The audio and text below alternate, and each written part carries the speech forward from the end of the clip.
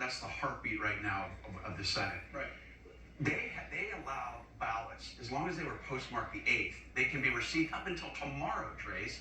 And then there's a 2-day window. For example, if they saw an irregular signature, there's another 2-day window to call up somebody and say, hey, come in and cure your signature. So you may not get a final count in Nevada till Monday.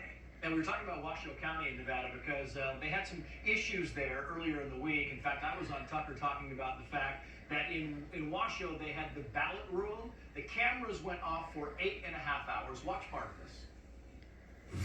But to reassure us, Washoe County has now released security footage from the cameras around the ballot room, like the parking garage, the hallway, and the entry doors.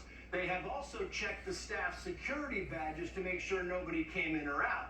And that is reassuring if you believe that somebody with bad intent would walk in through the front door using their security badge. I mean, it's 2022.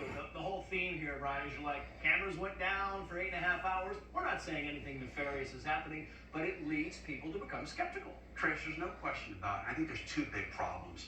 There's major mishandling of local governments and state governments across the country. If you look at Florida, how great they've done over the years, why aren't states like Nevada, California, Arizona modeling things after that? For example, scanners, right? When these ballots come in, they are immediately scanned.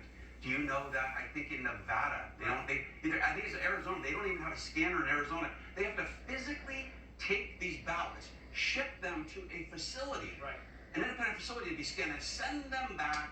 And now let's look for signature irregularities. That's ridiculous. That shouldn't be happening in 2022. And that's what happens is all the things you talked about then, the mail-in ballots, all of these scanning problems, they all lead to litigation somewhere down the road.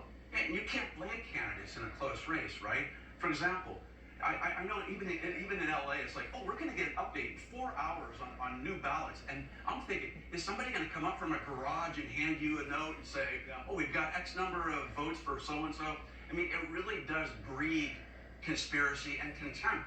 We need to have more transparency, need to have more oversight. Most important, we have to have improvement in the mechanical aspect of this. Yeah, you just